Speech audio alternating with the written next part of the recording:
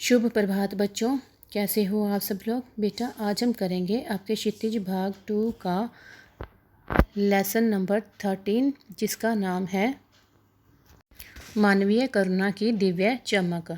तो इसके 2 पार्ट्स हम कर चुके हैं, तो अब हम इसको आगे करेंगे। आगे करने से पहले मैं आपको थोड़ा सा रिपीट कर देती हूँ कि हमने क्या क्या किया है। देखो बेटा, इसमें जो लेखक हैं वो फ़ादर बुल्के के बारे में बता रहे हैं कि जो फ़ादर बुल्के थे उनको जहरबाज से नहीं मरना चाहिए था, क्योंकि जो फ़ादर बुल्के थे वो दूसरों से बहुत ज़्यादा क्या करते थे, प्यार करते थे और हर किसी से प्यार से मिलते थे। तो इस वजह से लेखक कहता है कि फ़ादर जो बुल्के हैं वो व्यक्ति जो ईश्वर में विश्वास भी करता है और दूसरों से प्यार से बात करता है, उसको इतनी खतरनाक बीमारी नहीं होनी चाहिए थी। तो लेखक फ़ादर बुल्के के बारे में बताते हुए कहते हैं कि जो फ़ादर बुल्के थे वो देखने में मतलब काफ़ी गोरे रंग के थे और उनके मुख पर सफ़ेद झाई मारती हुई बुरी दाढ़ी थी और उनकी नीली आंखें थी। तो जो लेखक है वो बताते हैं कि उनके अंदर ममता और अपनत्व का भाव कूट कूट कर भरा पड़ा था। वो तो लेखक जो है वो कहते हैं कि मैं 35 साल से इस बात का साक्षी हूँ। कहते तब भी जब वो इलाहाबाद में रहते थे और जब वो दिल्ली आते थे। जो लेखक है वो कहते हैं कि वो आज भी मतलब जो फ़ादर बुल्के हैं उनकी बाहों के दबाव को महसूस करते हैं। तो जो लेखक है वो ये भी कहते हैं कि फ़ादर बुल्के को याद करना एक उदास संगीत को सुनने जैसा है। यानी क्या है कि जब भी लेखक उदास होता था तो वो उनके फ़ादर बुल्के के साथ बिताए हुए पलों को याद करता था, जिससे उसकी जो उदासी थी वो सारी दूर हो जाती थी। तो लेखक परिमल के दिन को याद करते हुए कहता है कि जब वो परिमल में रहते थे तो उस वक्त जो फ़ादर बुल्के थे वो पारिवारिक रिश्ते में बंधे हुए थे। उस वक्त सभी इकट्ठे बैठते थे, हंसी मजाक होता था, गोष्ठियाँ भी होती थी, आपस में बहस भी होती थी। तो जब फ़ादर बुल्के होते थे उस पर अपने क्या करते थे, बेबाक राय देते थे और सुझाव भी देते थे। लेखक ये भी बताते हैं कि जब भी उनके घर में कोई उत्सव होता था या कोई संस्कार होता था तो उस वक्त जो फ़ादर बुल्के हैं वो वहाँ पर अपने बड़े भाई और पुरोहित जैसी भूमिका निभाते थे, यानी सबको वो आशीर्वाद देते थे। लेखक उनको याद करते हुए कहता है कि फ़ादर बुल्के ने उनके बच्चे के मुख में पहली बार अन्न डाला था, तो उनकी जो नीली नीली आंखें थी तो उसमें उसके बच्चे के प्रति बहुत सारा क्या भरा पड़ा था, प्यार भरा हुआ था। तो लेखक बताते हैं कि जो फ़ादर बुल्के हैं वो देवदारू की छाया के समान है। कहते हैं कि जैसे देवदारू के पेड़ के नीचे खड़े हो जाओ तो वो हमें छाया प्रदान करता है ना, उसी तरह जो फ़ादर बुल्के हैं वो भी दूसरों को अपने प्यार से अपना बना लेते थे, यानी दूसरों को अपनापन देते थे। अब लेखक आगे बोलते हैं कि उसके बारे में कहाँ से शुरू करूँ। लेखक कहता है कि जब फ़ादर बुल्के इलाहाबाद की सड़कों पर साइकिल चलाते थे तो उस वक्त वो जब लेखक उनको देखता था तो फ़ादर बुल्के उनके पास आकर रुक जाते थे। तो लेखक कहता है कि उन्होंने फ़ादर बुल्के को कभी भी क्रोध करते हुए नहीं देखा, आवेश में ज़रूर देखा है, लेकिन उनके अंदर जो ममता और प्यार थी वो बहुत ज़्यादा क्या था, भरा पड़ा था। तो लेखक उनको देख कर लगता है कि जो लेखक हैं वो कहते हैं कि उनको देखकर अक्सर ऐसा लगता है कि जो बेल्जियम में इंजीनियरिंग के अंतिम वर्ष में पहुंचकर उनके मन में जो संन्यास बनने की इच्छा है वो कैसे जागृत हो सकती है। क्योंकि लेखक कहता है कि उनका जो घर था पूरा भाई बहनों से भरा पड़ा था, उनके 2 भाई थे, एक बहन थी, माँ पिता सभी थे, लेकिन फिर भी उनके अंदर संन्यास बनने की इच्छा क्यों जागृत हो गई थी। तो लेखक ये जानना चाहता था, तो वो फ़ादर बुल्के से पूछते हैं कि क्या आपको अपने देश की याद नहीं आती। तो जो फ़ादर बुल्के हैं वो कहते हैं कि मेरा देश तो भारत ही है, लेकिन फिर जो लेखक होते हैं वो फिर से कहते हैं कि आपकी जो जन्मभूमि यानी जहाँ पर आपका जन्म हुआ है, तो फिर वो कहते हैं कि हाँ मेरी जन्मभूमि रेप्सैम्पल, कहते हैं मेरी जो जन्मभूमि है वो बहुत ही ज़्यादा क्या है, सुंदर है और मुझे मेरे घर की याद भी बहुत आती है। तो वो कहते हैं कि आपको अपने परिवार की याद नहीं आती, माँ की याद नहीं आती। तो फिर जो फ़ादर बुल्के हैं वो अपनी माँ की यादों में डूब जाते हैं। तो वो कहते हैं कि उनकी जो माँ की चिट्ठियाँ हैं वो अक्सर आया करती हैं और वो जो चिट्ठियाँ हैं वो अपने मित्र रघुवंश को दिखाते हैं। जो फ़ादर बुल्के थे उनका अपने पिता और भाइयों से इतना लगाव नहीं था जितना माँ से था। तो वो मतलब बताते हैं अपने परिवार के बारे में कि उनके जो पिता हैं वो क्या हैं, व्यवसायी हैं, उनका जो भाई है वो पादरी है और एक बड़ा भाई है जो काम करता है। और वो ये भी बताते हैं कि उनकी एक बहन है जो काफ़ी ज़िद्दी है, ज़िद की वजह से उसकी शादी बहुत लेट हुई थी। तो फ़ादर बुल्के ये भी बताते हैं कि वो अपने देश यानी बेल्जियम में कई बार अपने परिवार को मिलने के लिए चले जाते हैं। तो जो फ़ादर बुल्के हैं वो कहते हैं कि लेकिन मैं तो सन्यासी हूँ, आप ये सब छोड़कर क्यों चले आए। तो यहाँ पे जब फ़ादर बुल्के कहते हैं मैं तो सन्यासी हूँ, तो फिर लेखक उनसे पूछता है कि आपने मतलब आपका इतना भरा पूरा परिवार था तो आपने अपने परिवार को क्यों छोड़ा। तो फिर जो फ़ादर बुल्के होते हैं कि बोलते हैं कि इसमें तो प्रभु की इच्छा थी। तो जब ये बोलते हैं कि प्रभु की इच्छा है वो मुस्कुराने लगते हैं। तो फिर वो मुस्कुराकर बोलते हैं कि बचपन में उनकी माँ ने तो पहले ही घोषित कर दिया था कि अब ये जो लड़का है वो तो हाथ से चला ही गया है। तो फादर बुल के बताते हैं कि जब उन्होंने संन्यास लेना था तो उन्होंने एक शर्त रखी थी कि वो संन्यास लेने के बाद भारत आएंगे, और धर्मगुरु ने उनकी ये शर्त को मान भी लिया था। तो शर्त के अकॉर्डिंग वो जब उन्होंने संन्यास लिया तो वो भारत आए। तो लेखक पूछते हैं कि आपने भारत आने का ही निश्चय क्यों किया। तो जो फादर बुल्के होते हैं वो कहते हैं कि ये मैं नहीं जानता, बस मेरे मन में आया कि मैं संन्यास लेने के बाद भारत आऊँ, तो मैंने ये शर्त रख ली। तो यहाँ तक हो गया था बेटा, अब हम आगे करेंगे। उनकी शर्त मान ली गई और वह भारत आ गए। पहले जीसट संघ में 2 साल पादरियों के बीच धर्माचार की पढ़ाई की, फिर 9-10 वर्ष दार्जिलिंग में पढ़ते रहे। कलकत्ता से बीए किया और फिर इलाहाबाद से एमए। उन दिनों डॉक्टर धीरेन्द्र वर्मा हिंदी विभाग के अध्यक्ष थे। शोध प्रबंध प्रयाग विश्वविद्यालय के हिंदी विभाग में रहकर 1950 में पूरा किया रामकथा उत्पत्ति और विकास। परिमल में उसके अध्याय पढ़े गए थे। फादर ने मातृलिंग के प्रसिद्ध नाटक ब्लू बर्ड का रूपांतर भी किया है, नीलपंछी के नाम से। बाद में वह सेंट जेवियर्स कॉलेज रांची में हिंदी तथा संस्कृत विभाग के विभाग अध्यक्ष हो गए, और यहीं उन्होंने अपना प्रसिद्ध अंग्रेजी हिंदी कोश तैयार किया और बाइबिल का अनुवाद भी। और वहीं बीमार पड़े, पटना आए, दिल्ली आए और चले गए। 47 वर्ष देश में रहकर और 73 वर्ष की ज़िंदगी जीकर। अब यहाँ पे देखो, जो फादर बुल्के हैं वो बता रहे हैं कि उनकी जो शर्त थी वो मान ली गई थी, और जब उनकी शर्त मान ली गई तो फिर वो ये भारत आए। और यहाँ पर वो जीसट संघ, जहाँ पर पादरियों को धर्माचार की शिक्षा दी जाती है, वहाँ पर उन्होंने पढ़ाई की। फिर 9-10 वर्ष दार्जिलिंग में भी पढ़े। उसके बाद वो कोलकाता गए, यानी कलकत्ता गए, वहाँ पर उन्होंने बीए किया। फिर इलाहाबाद से एमए। उसके बाद फिर उन्होंने डॉक्टर धीरेन्द्र वर्मा जो हिंदी विभाग के अध्यक्ष थे उनके साथ मिलकर 1950 में रामकथा उत्पत्ति और विकास भी लिखा। और उनके द्वारा जो लिखे गए यानी शोध कर रहे थे वो परिमल में पढ़े भी जाते थे। तो फादर बुल्के ने मातरलिंग, एक प्रसिद्ध नाटक था ब्लू बर्ड, उसका रूपांतर भी किया था नीलपंछी के नाम से। और जब बाद में उन्होंने सेंट जेवियर्स कॉलेज रांची में हिंदी और संस्कृत के वे विभाग अध्यक्ष भी रहे थे। उन्होंने बाइबल का अनुवाद भी किया था। और जब वो बाइबल का अनुवाद करे थे तो वहाँ पे बीमार पड़ गए और पटना आए। फिर वहाँ से पटना से दिल्ली आए, और फिर उन्होंने अपने मतलब ज़िंदगी के जो 73 वर्ष थे, यानी 73 वर्ष की उन्होंने ज़िंदगी जी, जिसमें से 47 वर्ष वो कहाँ पे रहे थे, भारत में रहे थे। फादर बुल्के संकल्प से सन्यासी थे। कभी कभी लगता है वह मन से सन्यासी नहीं थे। रिश्ता बनाते थे तो तोड़ते नहीं थे।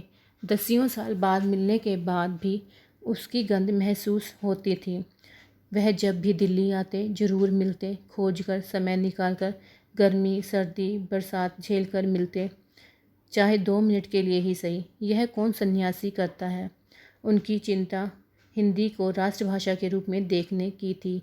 हर मंच से इसकी तकलीफ़ बयान करते, इसके लिए अकाट्य तर्क देते। बस इसी एक सवाल पर उन्हें झुंझलाते देखा है, और हिंदी वालों द्वारा ही हिंदी की उपेक्षा पर दुख करते उन्हें पाया है। घर परिवार के बारे में, निजी दुख तकलीफ़ के बारे में पूछना उनका स्वभाव था, और बड़े से बड़े दुख में उनके मुख से सांत्वना के जादू भरे 2 शब्द सुनना एक ऐसी रोशनी से भर देता था जो किसी गहरी तपस्या से जन्मती है। हर मौत दिखाती है जीवन को नहीं रहा। मुझे अपनी पत्नी और पुत्र की मृत्यु याद आ रही है, और फादर के शब्दों से झड़ती विरल शांति भी। अब यहाँ पे जो फादर बुल्के हैं वो बता रहे हैं कि जो फादर बुल्के हैं, तो वो जो लेखक है वो बता रहे हैं फादर बुल्के के बारे में कि जो फादर बुल्के हैं वो संकल्प से सन्यासी लगते हैं, लेकिन कभी कभी तो उनको ऐसा लगता है कि वो सन्यासी नहीं थे, क्योंकि लेखक का मानना था कि जब वो किसी रिश्ता बना लेते थे तो आसानी से तोड़ते नहीं थे। चाहे 10 साल बाद भी उससे मिले तो वो बड़े ही प्यार से मिलते थे। तो लेखक बताता है कि जब भी वो दिल्ली आते थे तो लेखक से ज़रूर मिलते थे, चाहे गर्मी हो, सर्दी हो या बरसात हो। कहते वो मेरे लिए 2 मिनट निकाल ही लेते थे। तो लेखक कहता है कि भला कौन ऐसा सन्यासी करता है जो किसी के लिए 2 मिनट भी निकाले मिलने के लिए। तो लेखक उनके बारे में ये भी बताता है कि जो फादर बुल्के हैं उनको हिंदी राष्ट्रभाषा, वो हिंदी को राष्ट्रभाषा के रूप में देखना चाहते थे। तो वो उनको हर मंच पर उनकी जो तकलीफ़ थी बयां होती थी कि हिंदी को राष्ट्रभाषा का दर्जा क्यों नहीं मिला, वो इस बात को लेकर हमेशा झुंझलाते थे। तो वो घर परिवार के बारे में, निजी जो दुख तकलीफ़ के बारे में जो उनका पूछना स्वभाव था। तो वो कहते हैं कि जब भी वो कभी मिलते थे तो वो घर परिवार के बारे में भी पूछते थे, और बड़े से बड़ा जो कोई भी दुख हो उनके मुख से सांत्वना भरे 2 शब्द सुनकर लेखक को एक ऐसी मतलब रोशनी से भर देता था जो किसी गहरी तपस्या से जन्मती थी। यानी कहने का क्या मतलब है कि बड़े से बड़ा दुख भी उस वक्त कम हो जाता था जब फादर बुल के सांत्वना भरे 2 शब्द बोल देते थे। लेखक उनको याद करता हुआ कहता है कि उसको अपनी पत्नी की और पुत्र की मृत्यु याद आ जाती है। जब जो फादर बुल के थे उस वक्त उन्होंने उनके मतलब प्यार भरे यानी सांत्वना भरे शब्द बोले थे, तो उन शब्दों से लेखक को असीम शांति मिली थी। आज वह नहीं है, दिल्ली में बीमार रहे और पता नहीं चला। बाहें खोलकर इस बार उन्होंने गले नहीं लगाया। जब देखा तब वे बाहें दोनों हाथों की सूजी उंगलियों को उलझाए ताबूत में जिस्म पर पड़ी थी। जो शांति बरसती थी वह चेहरे पर थिर थी, तरलता जम गई थी। वह 18 अगस्त 1982 की सुबह 10 बजे का समय था। दिल्ली में कश्मीरी गेट के निकलसन कब्रगाह में उनका ताबूत एक छोटी सी नीली गाड़ी में से उतारा गया। कुछ पादरी, रघुवंश जी का बेटा और उनके परिजन राजेश्वर सिंह उसे उतार रहे थे। फिर उसे उठाकर एक लंबी संकरी उदास पेड़ों की घनी छांव वाली सड़क से कब्रगाह के आखिरी छोर तक ले जाया गया, जहां धरती की गोद में सुलाने के लिए कब्र अवाक मुंह खोले लेटी थी। ऊपर करील की घनी छां थी और चारों ओर कब्रें और तेज धूप के वृत्त। जिनेंद्र कुमार, विजेंद्र नाथन, अजीत कुमार, डॉक्टर निर्मला जैन और मसीही समुदाय के लोग, पादरीगण, उनके बीच में गैरिक वसंत पहने इलाहाबाद के प्रसिद्ध विज्ञान शिक्षक डॉक्टर सत्यप्रकाश और डॉक्टर रघुवंश भी, जो अकेले उस संकरी सड़क की ठंडी उदासी में बहुत पहले से खामोश दुख की किन्हीं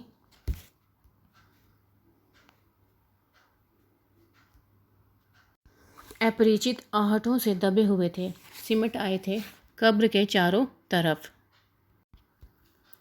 फादर की देह पहले कब्र के ऊपर लिटाई गई। मसीही विधि से अंतिम संस्कार शुरू हुआ। रांची के फादर पास्कल तोयना के द्वारा उन्होंने हिंदी में मसीही विधि से प्रार्थना की। फिर सेंट जेवियर्स के रेक्टर फादर पास्कल ने उनके जीवन और कर्म पर श्रद्धांजलि अर्पित करते हुए कहा, फादर बुल्के धरती में जा रहे हैं, इस धरती से ऐसे रत्न और पैदा हों। डॉक्टर सत्यप्रकाश ने भी अपनी श्रद्धांजलि में उनके अनुकरणीय जीवन को नमन किया। फिर देह कब्र में उतार दी गई।